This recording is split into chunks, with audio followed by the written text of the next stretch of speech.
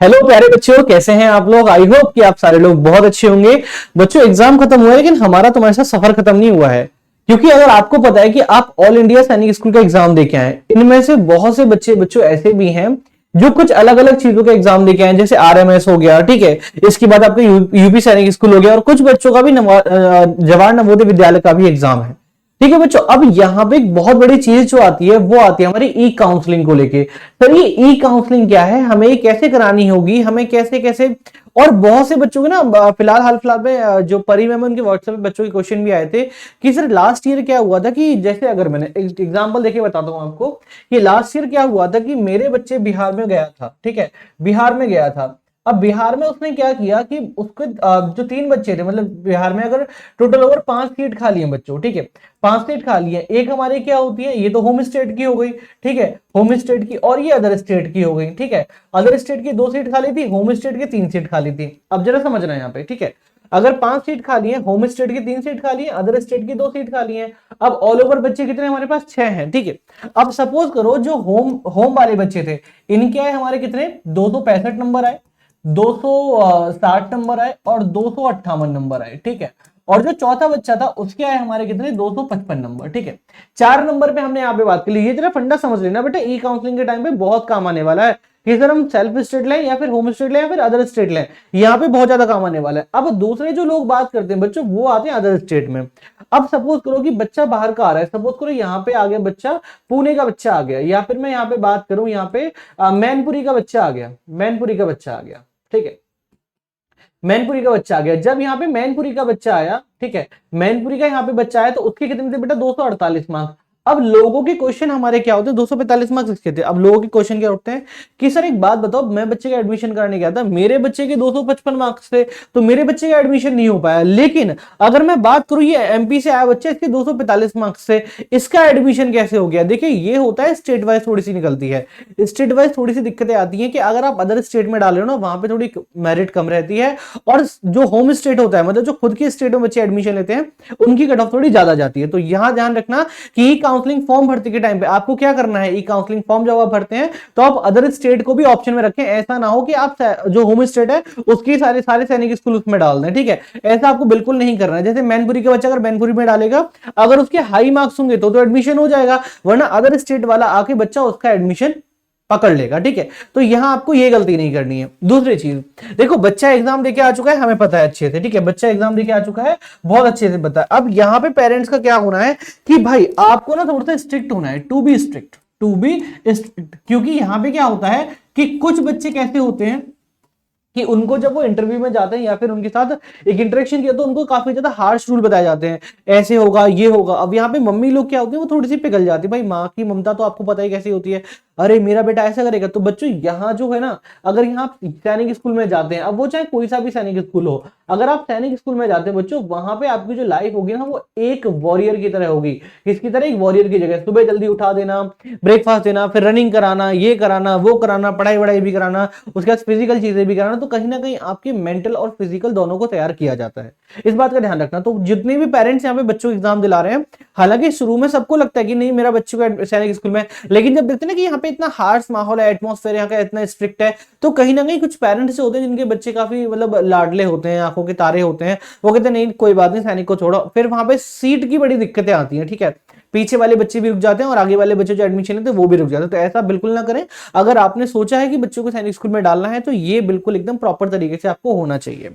अब दूसरी चीज यहाँ पे क्या होती है, देखो यहाँ पे क्या होती है कि एक मेडिकल का फॉर्म भी होता है आपका, ठीक है। उससे पहले पूरा बता दूं कि अगर आपने ऑल इंडिया सैनिक स्कूल में अप्लाई किया है, किसमें, ऑल इंडिया सैनिक स्कूल में अप्लाई किया है आपने, ऑल इंडिया सैनिक स्कूल में, ठीक है, ऑल इंडिया सैनिक स्कूल में किया हो, या फिर आपने किया हो कहां पे, यूपी सैनिक स्कूल में किया हो, किसमें, यूपी सैनिक स्कूल में किया हो, ठीक है। दो, तीसरी चीज हमारी क्या होती है, या फिर आपने आरएमएस में दिया हो। देखो तीन, हम लोग तीनों को ही टारगेट करके चलते हैं। अब आपने चाहे ऑल इंडिया सैनिक स्कूल को दिया हो, चाहे यूपी सैनिक स्कूल का एग्जाम दिया हो, चाहे आपने आरएमएस का दिया हो। अब यहाँ पे चीज क्या होती है कि यहाँ पे देखो इंटरव्यू वगैरह को छोड़ के यहाँ पे मेडिकल तो कंपल्सन होता है। मेडिकल बच्चों का बहुत बहुत ज्यादा जरूरी होता है, और यहाँ पे मेडिकल के कुछ पॉइंट्स यहाँ पे होते हैं जहां पे बच्चों को आउट कर दिया जाता है। तो प्लीज, अगर आपके बच्चे का यहाँ पे अगर रिटन एग्जाम हो जाता है, तो रिटन एग्जाम के बाद क्लियर होने के बाद रिजल्ट आ जाता है, तो तुरंत बच्चे का आप एक बार मेडिकल चेकअप करा लीजिए, ताकि अगर कोई अनबैलेंस चीजें हो तो कहीं ना कहीं पूरी बैलेंस हो जाए। ठीक है, ये जितने पेरेंट्स मुझे देख रहे हैं सभी के लिए इन्फॉर्मेशन है। ठीक है, अगर आपके बच्चों को दिक्कत आ रही है, आई साइड में कोई दिक्कत है, तो उनको हरी सब्जियां खिलाएं। ठीक है, फ्रूट्स खिलाएं, उनको मिल्क पिलाएं। अगर उनकी हड्डियों में कोई दिक्कत है तो उनको दूध पिलाएं खूब ज्यादा, क्योंकि आपको पता है हड्डियों के लिए क्या जरूरत है, कैल्शियम जरूरी होता है। उनको दूध पिलाएं लगातार। ठीक है, उनको अच्छे से। और दूसरी चीज, कुछ मेडिकल में ना दो तीन चीजें बहुत देखी जाती है, घुटने चुपके होते नहीं है।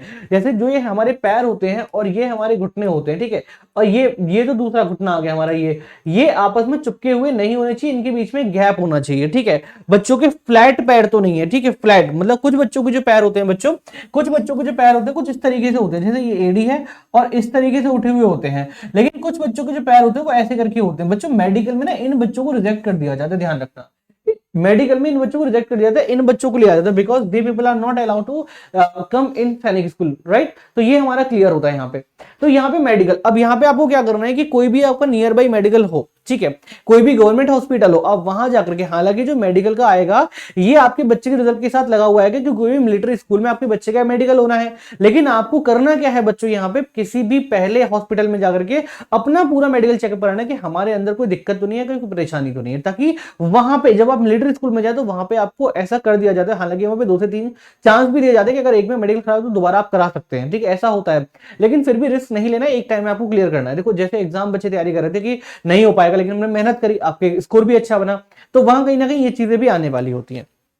अब नेक्स्ट पॉइंट हमारा क्या होता है भाई, सीट। देखो यहां पे अगर मैं बात करूं तो यहां पे हमारा क्या होता है कि जो बच्चे आरएमएस का एग्जाम दे रहे हैं, ठीक है, आरएमएस का एग्जाम दे रहे हैं, उनके लिए इंटरव्यू बहुत जरूरी है। ठीक है, उनके लिए इंटरव्यू बहुत जरूरी है। अभी इंटरव्यू सर हम क्रैक कैसे करें? अब देखो इंटरव्यू में होती क्या क्या चीजें हैं, यहां पे चीजें देखी क्या जाती हैं। सबसे पहले आपका देखा जाता है वे ऑफ टॉकिंग। मैं आपको बता दूं यहां पे आपको देखा जाता है वे ऑफ टॉकिंग, कि आपका वे ऑफ टॉकिंग कैसा है। ठीक है, क्या है आपका वे ऑफ टॉकिंग कैसा है। दूसरा बच्चों आपका ड्रेसिंग सेंस कैसा है। ठीक है, आपका ड्रेसिंग सेंस कैसा है।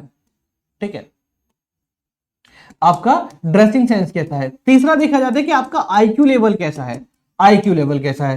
चौथी अगर मैं बात करूं तो यहां पे आपसे कुछ नॉर्मल क्वेश्चन पूछे जाते हैं। ठीक है, बहुत नॉर्मल क्वेश्चन पूछे जाते हैं बच्चों, बहुत नॉर्मल क्वेश्चन पूछे जाते हैं, जैसे कि who is the CM of Uttarakhand. ठीक है, who is the CM of Uttar Pradesh. तो ये तो बहुत नॉर्मल क्वेश्चन हो गया कि प्रीवियस जो हमारे रहे हैं फॉर्मर प्राइम मिनिस्टर कौन रहे हैं। ठीक है, जो अभी मुर्मू मैम जो है अभी हमारी प्रेसिडेंट कौन है बताइए, वाइस प्रेसिडेंट।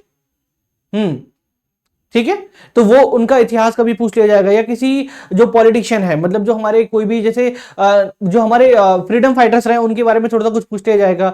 इंग्लिश के बारे में तो मुश्किल है, हार्डली कोई 1-2 क्वेश्चन पूछे, आपसे कुछ भी क्वेश्चन वहां पे पूछ सकते हैं। ठीक है, अगर आपको भी बच्चों की तैयारी करनी है तो एक बैच हम लोग लेके आ रहे हैं, इंटरव्यू बैच, इसमें आप लोग खुद को एनरोल करा सकते हैं। परी मैम का नंबर वहां पे आपको दिया ही होगा। ठीक है, परी मैम का नंबर तो सभी के पास होगा। और जितने बच्चे यहाँ वीडियो देख रहे हैं, जितने बच्चे इस वीडियो को देख रहे हैं, मैं फिर से एक बार परी मैम का नंबर यहाँ पे लिख दूंगा, तो जितने बच्चे यहाँ पे हैं जिसको भी एनरोल कराना है, हालांकि हम ये एनालिसिस कराएंगे, आप टेंशन मत लीजिएगा, ये वाईटी पे भी एनालिसिस लगेगा। लेकिन अगर किसी को पर्सनली ऐसा करना है कि सर हमें पर्सनली चीजें पूछनी है, तो आप इस दिए गए नंबर पे कॉल कर सकते हैं। वो नंबर हमारा है बच्चों, ये मैं हर क्लास में देता हूं, 7428, ये एक जादुई नंबर है, 7428186291। ये सभी बच्चे के पास होता है। ठीक है, ये सभी बच्चे के पास होगा जितने बच्चे मेरे साथ तैयारी कर रहे हैं। ठीक है, अब यहां पे क्या है देखो, और दूसरी चीज क्या होती है कि पेरेंट्स का एक मतलब क्या होता है कि सर आपने एक्सपेक्टेड कट ऑफ बताई थी बच्चों और पेरेंट्स जितने भी यहां बैठे हुए हैं, मैंने एक्सपेक्टेड कट ऑफ बताई थी। अब वो चाहे सौम्य मैम की वीडियो हो चाहे मेरी हो, एक्सपेक्टेड कट ऑफ थी, वो अंदाजा लगाया जा रहा है, हम लोग भी श्योर नहीं है। ऐसा ना हो कि कल को अगर 2-4 नंबर आगे हो जाए पीछे, अरे नहीं सर आपने 248 बताए थे, ये तो 252 में कट ऑफ रुकी है, तो ये नहीं है। It is called expected cut off.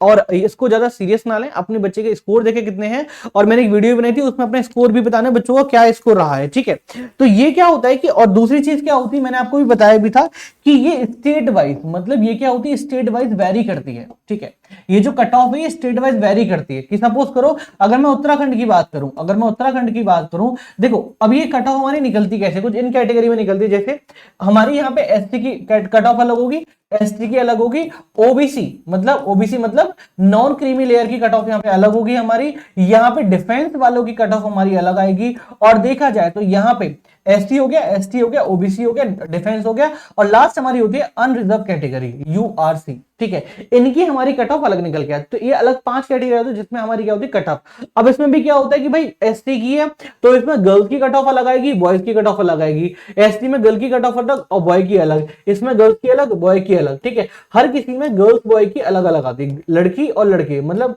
लड़का और लड़की दोनों की अलग अलग आती है। अब यहाँ पे देखो उत्तराखंड की बात करी, सपोज करो कि यहाँ पे 100 सीटें हैं बच्चों, ठीक है, यहाँ पे 100 सीटें हैं। अगर यहाँ पे 60 सीटें, मैं बोल दे रहा हूं यहाँ पे कि 70 सीटें अगर मैं बात करूं यहाँ पे हमारी कितने हैं, होम स्टेट की हैं। और यहाँ पे बात किया जाए बच्चों, यहाँ पे 30 सीटें जो हैं ये अदर स्टेट की हैं। क्या है, अदर स्टेट की हैं। तो कहीं ना कहीं बच्चा यहाँ पे बाजी मार ले जाता है। ठीक है, तो ई काउंसलिंग का फॉर्म जब आप भरेंगे, ये रिजल्ट आने के बाद ई काउंसलिंग का फॉर्म भरा जाएगा, ध्यान रखिए। ई काउंसलिंग का फॉर्म आपका रिजल्ट आने के बाद भरा जाएगा। तो इसका जब आप देखेंगे तो जब फॉर्म भरेंगे, ऐसा नहीं अगर आपने एक बार एग्जिट कर दिया ना तो बच्चों तो उसी में हो जाएगा आपका।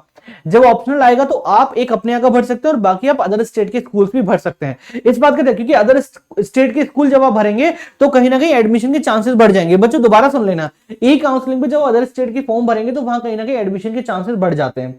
तो एक तो आपको ये क्राइटेरिया देखना है। दूसरा क्या होता है बच्चों, मैंने आपको अभी बताया था कि अगर यहाँ पे 69 बच्चों ने एडमिशन ले लिया, ठीक है, और जो 70 बच्चा है 70 उसके आए 248 मार्क्स, ये ले लेते हैं, और अदर स्टेट में पहली जो सीट हो रहा है ये हो रहा है 235 से, तो बेटा ऐसा भी हो सकता है क्योंकि अदर स्टेट के बच्चे अगर दूसरे स्टेट में आएंगे तो उनका कहीं ना कहीं थोड़ी कट ऑफ क्या रखी जाती है, लो रखी है। भाई हर कोई माँ बाप चाहता है कि मेरा बच्चा मेरे स्टेट में पढ़े, चाहे स्कूल 10 किलोमीटर दूर हो, 20 किलोमीटर दूर हो, 50 किलोमीटर दूर हो, लेकिन अगर अदर स्टेट में जाएगा तो पेरेंट्स को भी बहुत दिक्कत होती है। ठीक है, फैसिलिटीज मैंने आपको प्रॉपर एक वीडियो में बताई दी है। ठीक है, ये सारी चीजें। और दूसरी चीज यहाँ पे एक बात रखने वाली चीज क्या है, यहाँ पे एक ध्यान में बात रखने वाली है कि जितने बच्चे यहाँ पे, अब आपको यहाँ पे एक दिक्कत रखनी है कि एक बार डॉक्यूमेंटेशन, ठीक है, एक बार डॉक्यूमेंटेशन अपना प्लीज जरूर कंप्लीट कराना है। डॉक्यूमेंटेशन कंप्लीट आपका होना चाहिए। ये कंप्लीट आपको जितने भी मैंने आपको बताया था कि जो आपकी मैंने बताई थी कि एक हमारा आता है ना एड बुलेटिन, जो आता है बुलेटिन, इन्फॉर्मेशन बुलेटिन 2024 का, सभी बच्चों को व्हाट्सएप पे भेजा गया था। जिन बच्चों के पास व्हाट्सएप पे नहीं है वो परी मैम के नंबर पे कॉन्टेक्ट कर सकते हैं। परी मैम का नंबर बच्चों फिर से एक बार हाईलाइट होगा यहाँ पे 7428186291, इस पे पूछ सकते हैं। ठीक है, इन्फॉर्मेशन बुलेटिन, और जो जो डॉक्यूमेंट दे रखे हैं वो अपना डॉक्यूमेंट पूरे करेंगे ताकि एंड टाइम में जब आप डॉक्यूमेंट वेरिफिकेशन के जाए तो ऐसा ना हो कि लास्ट टाइम पे आपका कोई भी डॉक्यूमेंट कंप्लीट नहीं और आपको वहां से फिर वापस आना पड़े। तो प्लीज बच्चों ऐसी नौबत नहीं आनी चाहिए। जितने बच्चों ने अब तक बहुत अच्छी मेहनत करी है, बहुत अच्छा स्कोर किया है, कर भी रहे होंगे, और अपना आंसर की लगातार आप चेक करते रहें किसमें क्या गलती हो रही है, किसमें क्या गलती नहीं हो रही है। अगर आपको कोई भी हेल्प चाहिए, कोई भी इन्फॉर्मेशन चाहिए, दिए गए परी मैम के नंबर पे कॉल कर सकते हैं। तो आज की वीडियो करते हैं हम लोग यहीं पे एंड। अगर किसी बच्चों को डायरेक्टली मुझसे बात करनी है, अगर कोई भी दिक्कत है तो डायरेक्टली आप मुझसे कॉन्टेक्ट कर सकते हैं। थैंक यू सो मच बच्चों, have a good day, bye bye, take care, अपना ख्याल रखें, मस्त रहें।